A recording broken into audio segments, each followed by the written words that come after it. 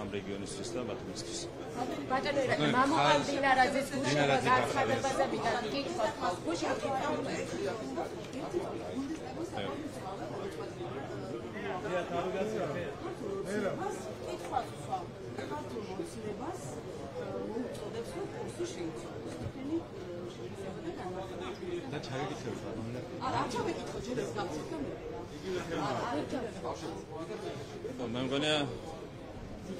მე მგონია რომ ეს არის იმის გაგრძელება, რაც ჩვენ ვხედავთ ევროპარლამენტის რეზოლუციის სახით.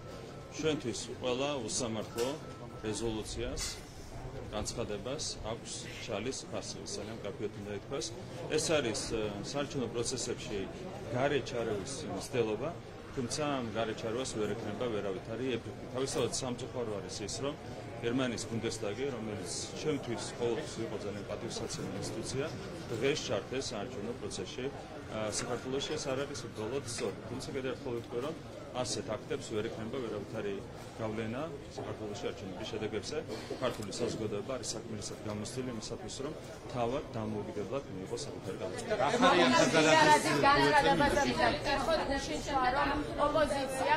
ოპოზიცია, მათ შორის ნაციონალური მოძრაობისთვის, გახარიასთვის და ხაზარაძისთვის ხმისმიცემა ქვეყნისთვის წარმოადგენს საშიშროებას. რა აძლევს ამის საფუძველს ქართულ ოცნებას, რა წინაპირობა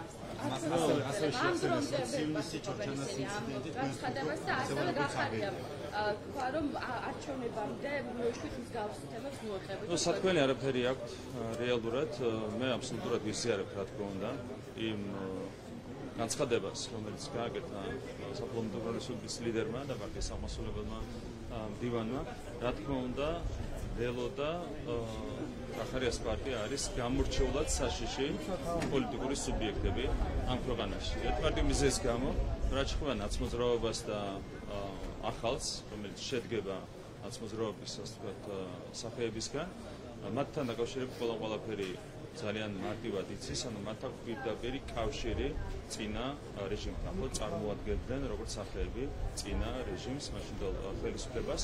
რაც ეხება ხაზარაძეს, ის პირდაპირ არ წარმოადგენდა მაშინდელ ხელისუფლებას, ამიტომ შეიძლება საზოგადოების გარკვეული ნაწილი შევიდეს შეცდომაში, თუმცა ყველას მინდა შევახსენო, რომ ის პირდაპირ იყო ჩართული მაშინდელი რეჟიმის დანაშაულებრივ ქმედებებში, რაც განსაკუთრებით უკავშირდებოდა ბიზნესის რეკეტს და კიდევ ერთხელ უნდა გავიხსენოთ ის საქმეები, რომელიც უკავშირდება კომპანია მაგნატს, ელიტ ელექტრონიკს, კონსტანტას, ღამე კომპანიების გადაფორმება, წილების გადაფორმება, ამ ყველაფერში იყო ჩართული სამწუხაროდ ეს კონკრეტული ადამიანი. და ეს ყველაფერი უნდა შევახსენოთ ბუნებრივია საზოგადოებას.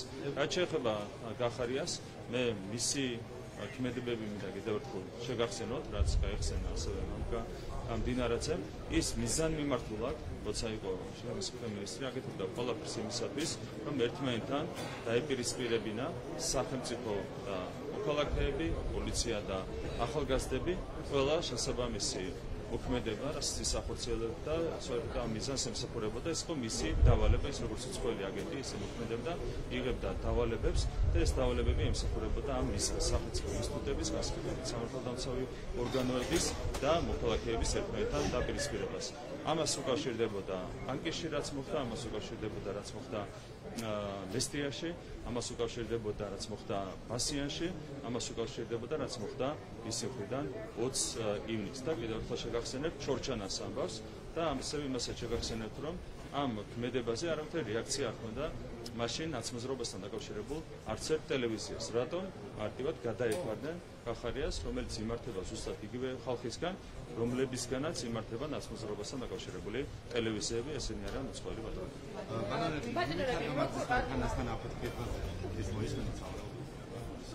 Briefings თავდაპირველის ჩვენებაზე იყო საუბარი.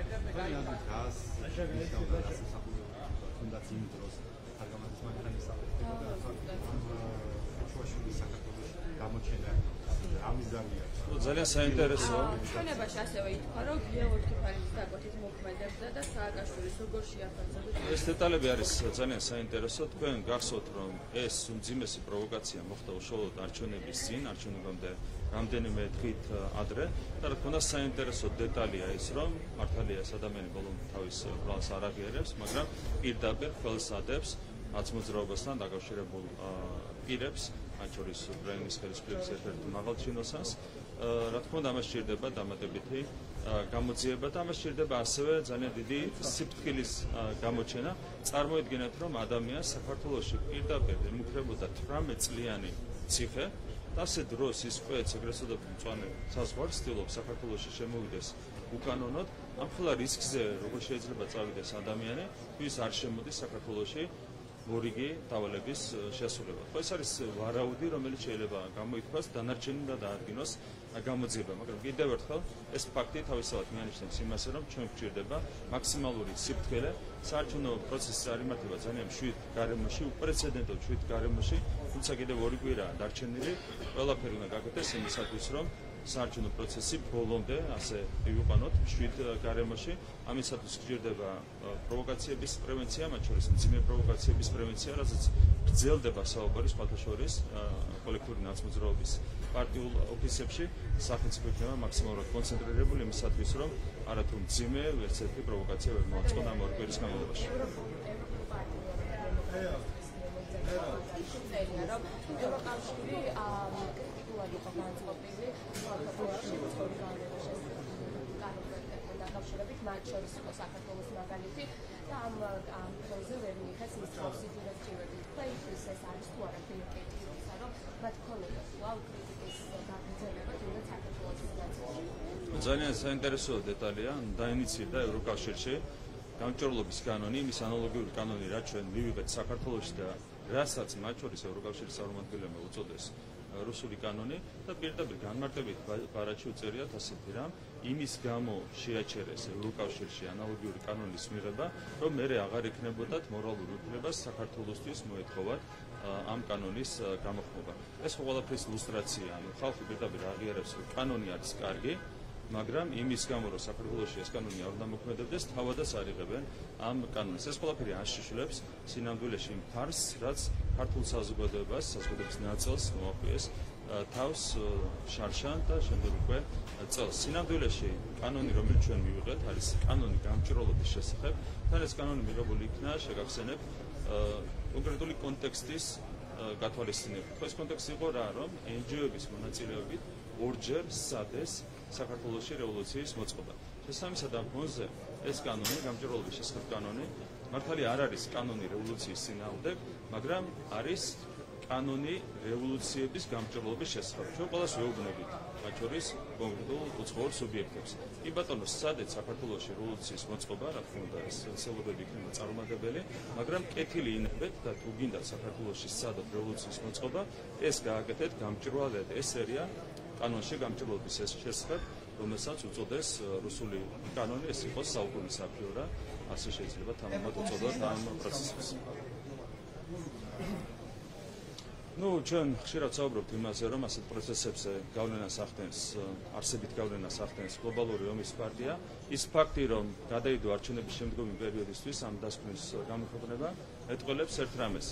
რეალურად გლობალური ომის პარტიას აღარ აქვს საქართველოში არჩევნების მოგების იმედი. ხედავენ, რომ ოპოზიცია მძიმედ აგებს ამ არჩევნებს და შესაბამისად შეიძლება აქცენტი გადაიტანონ პოსტსაარჩევნო პროცესებზე. მე მგონია, რომ ამას უკავშირდება გლობალური ომის პარტიის გადაწყვეტილება ამ, ასე ვთქვათ, დასკვის გამოქვეყნების გადავადების თაობას. ძინა ივანიშვილის გზავნილების რომ შეაფასოთ კონკრეტულად რუსულ საზოგადოებას. თქვენ იცით, რომ ბატონი ძინა ივანიშვილი არის პროცესების ლიდერი, ის არის მთავარი გარანტი შვიდობისთვის ამ ქვეყანაში, განვითარებისთვის ამ ქვეყანაში და რა თქმა უნდა, ყველა მისი გზავნილი უკავშირდებოდა შესაბამის ხედვებს. ხო, ჩვენ გვაქვს ძალიან მკაფიო ხედვა, ჩვენი მთავრესი პრინციპული ამოცანა შევინარჩუნოთ შვიდობა ჩვენს ქვეყანაში უზრუნველყოთ ქვეყნის შემდგომი განვითარება და ამისთვის პრინციპულად მნიშვნელოვანია გამოვიდეს ხუთზე კაცი 26 ოქტომბერს არჩევნებზე და ქართულმა ოცნებამ მოიპოვოს საკონსტიტუციო უმრავლესობა. ჩვენ თუ გვინდა რომ ერთხელ და სამუდამოდ უზრუნველყოთ ამ ქვეყნის მყარი სტაბილური განვითარება, საჭიროა ძალიან დამაჯერებელი გამარჯვება ამ არჩევნებზე. ევროკავშირის ადამიანების ხელმძღვანელები საფრანგეთის, გერმანიის და პოლონეთის საუბრობენ გამარჯვების შესახებ, რუსული კანონის შესახებ, არადემოკრატიული აქტივიზაციები და ქართული ოცნების მხრიდან. ერთგვარი შეფასება მასთან დაკავშირებით და ქვეყანა მიდის რუსული კურსით და არა ევროპული კურსით. რუსული კანონი არის ტყუილი, რაც შეეხება რუსულ კურსს, ეს არის ანალოგიური ტყუილი. ამაზე მეტი კომენტარი მე არ შემიძლია გავაკეთო, ხო? ეს იყო კიდევ ერთხელ გაიმეორებ, რაც შეეხება საუბარს რუსულ კანონზე, ეს იყო საუკუნის აფიორა. თვითონ ვეღარ იღებენ, ზუსტად თვითონ ევროკავშირმა თვითონ დაინიცირა ანალოგიური კანონი და ვეღარ იღებს იგი ამ კანონს იმის გამო, რომ მე საქართველოს უნდა მოთხოვოს ზუსტად იდენტური კანონის გაუქმება, რასაც ევროკავშირში მიზანშეწონილად მიიჩნევენ. აქედან ჩანს რომ ხელა ფარსი არის საუბარი. კიდევ ერთხელ ვიტყვი, რომ ვინც საუბრობს რუსულ კანონზე, ის მონაწილეობს საუკუნის აფიორაში. რუსულ კანონზე საუბარი არის არც მეტი არც ნაკლები ცრუპენტელობა, ეს შემიძლია თქვა. ანალოგიურად ესეც არის, შენ რო არ გინდა ქვეყანაში ომი, ეს ანიშნავს იმას, რომ შენი კურსი არის რუსული. არ შეიძლება ქართულს უწოდო რუსული. არიან ადამიანები, რომლებიც ყველაფერ ქართულს, მათ შორის ქართულ ეროვნულ ამოცანებს უწოდებენ რუსულს. ვინც არ უნდა იყოს, ვინც საუბრობს რუსულზე და ქართულს უწოდებს რუსულს, ის მონაწილეობს საუკუნის აფიორაში. კონსულტაციები შეიძლება ასწავლოს რა მიზანი აქვს და რა შედეგი შეიძლება ჰქონდეს. სალმე ზურაბეშვას აქვს ორი პარასკევი დარჩენილი თავის თანამდებობაზე. იმპიჩმენტის წესით მოხდება მისი გადაყენება ნოემბრის ბოლოს ან დეკემბრის დასაწყისში, იმის მიხედვით როდის შეინიშნება პარლამენტის პირველი სხდომა. აქედან გამომდინარე, მის არც ერთ ნაბიჯს არ აქვს არავითარი პრაქტიკული დადუქება ჩვენთვის.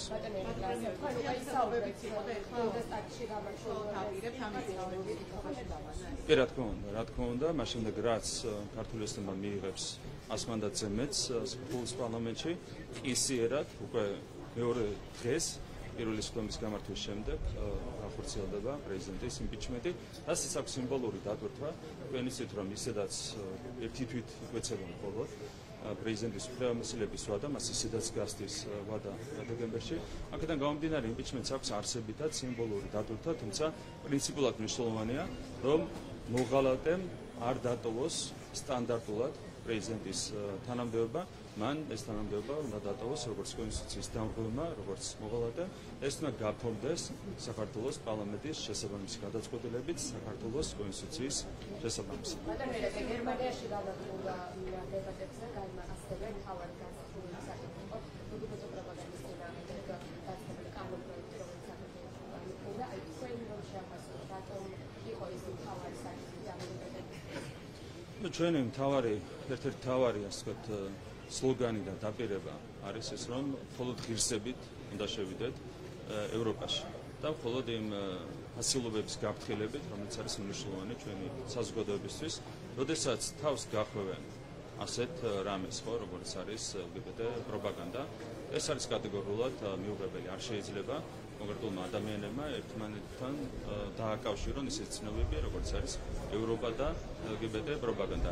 ჩვენ ვფრთხილდებით თითოეული ადამიანის უფლებას, ადამიანის უფლებები იქნება აუცილებლად მომავალში ძალიან მკაცრად დაცული. არავის ინტიმური ცხოვრება ჩვენი განსახილველი არ არის, ხელისუფლება ამაში ვერ ჩაერევა, მაგრამ ამასთან ერთად პროპაგანდაც არის ჩვენთვის მიუღებელი. ვინც ითხოვს საქართველოში LGBT პროპაგანდის დაკანონებას, პირდაპირ უპირისპირდება საზოგადოების ინტერესებს. ამ კანონს საქართველოში აქვს მოსახლეობის 90%-ზე ბევრად მეტის მხარდაჭერა. როდესაც ასეთ დონეზე უპირისპირდებიან ჩვენი საზოგადოების ინტერესებს, ეს არის რა თქმა უნდა კატეგორიულად მიუღებელი. ეს არ შეიძლება ასე ხდებოდეს, თუმცა ეს არის მათი არჩევანი. ახარიაზეც მინდა გკითხოთ, მის საარჩევნო სიაში ნაცმოძრაობის ნომრის სახეებია. ამდენ სტруქტურულ პროცესს მის კავშირს ნაციონალურ მოძრაობასთან. ამ კავშირს არავითარი დამატებით კიცებულება პრინციპში არ ჭირდებოდა. გახარეს პარტიას აქვს კოალიცია პირდაპირ შექმნილი ნაცმოძრაობასთან 4 მუნიციპალიტეტში. ანუ ამაზე მჭიდრო კავშირი არ შეიძლება პოლიტიკაში არსებობდეს ორ პარტიას შორის. თუმცა თავისთავად ის ფაქტი, რომ სის მეორე ნომერი არის ადეიშვილის პროკურორი, ეს ფაქტი, რომ ათეულში ყავს ადეიშვილის ყოფილი მოადგილე თავის დროზე, ეს ფაქტი, რომ პირდაპირ მერაბეშვილის კადრი ყავს ათეულში და შემდეგ, ეს რა თქმა უნდა მეტყველებს იმაზე, რომ არავითარი ზღვარი არ არსებობს სინამდვილეში გახარიას პარტიასა და ნაცმოძრაობას შორის. ყველა ეს პარტია ერთობლიობაში შეადგენს კოლექტიურ ნაცმოძრაობას, ამიტომ საზოგადოებამ ყველას ერთად უნდა უთხრას უარი ეს ექვს ოქტომბერს. გუშინ ბუნდესტაგში თქვენს პოლიტიკას იცავდა პარტია ალტერნატივა გერმანიის, რომელიც ეწინააღმდეგება პრეზიდენტის პრეზიდენტის გაწევრიანებას, საუბრობს აფხაზეთის და სამაჩაბლოს გამოსყევაზე, მის დაწყებაში გვადანაშაულებს. ამ ეს პარტია რომელიც ინტერესებს თქვენს პოლიტიკას იცავს, უხერხულობას ხო არ გიქონით? მე უხერხულობას მექმნის ის, რომ გერმანიის ბუნდესტაგში მიღებული იქნა აბსოლუტურად უსამართლო რეზოლუცია. პირდაპირ ვიტყვი, ეს არის ისეთი რეზოლუცია, რომელსაც არაფერი კავშირი არ აქვს სამართლიანობასთან, პრინციპებთან, რაც არის ძალიან სამწუხარო. როცა ბუნდესტაგი იღებს ისეთ რეზოლუციას, რაც ითხოვს კიდევ ერთხელ იმ ადამიანების დასჯას, რომლებსაც ამ ქვეყანაში დემოკრატიული გარდატეხა აქვს განხორციელებული, როცა იფარება ბუნდესტაგის რეზოლუცია კრიმინალებს, ხო? ეს არის რა თქმა უნდა ძალიან შემაშფოთებული, როცა ითხოვენ LGBT პროპაგანდის წინააღმდეგ კანონის არ მიღებას და ეს შემდეგ, სწორედ ეს არის რაც ქმნის უხერხულობას, ჩემთვისაც უხერხულობის შემცველია ეს ყველაფერი გამომდინარე ჩემი განსაკუთრებული დამოკიდებულებიდან გერმანიის ბუნდესტაგის პარლამენტის ინსტიტუტის მიმართ, თუმცა ყველაზე მეტი უხერხულობა ამ რეზოლუციამ თავად შესაბამის ბუნდესტაგის წევრებს უნდა შექმნას. თუმცა ეს არ გიქნებით უხერხულობას. მე რა შუაში ვარ ამასთან, ან ქართული ოცნება რა შუაშია, ქართული ოცნება რეალურად კიდევ ერთხელ გამიმეორებ, ვინც მიიღო რეზოლუცია, სწორედ ის ადამიანები და გრძნობდნენ უხერხულობას. ჩვენი საქმე არ არის რა პოზიციით გამოვიდა გერმანიის ბუნდესტაგში. ჩვენთვის სამწუხარო მოვლენა არის ის, რომ გერმანიის ბუნდესტაგმა მიიღო უკიდურესად უსამართლო რეზოლუცია, რაც არ შეშვენის გერმანიის პარლამენტს, ასე ვთქვათ. მადლობა.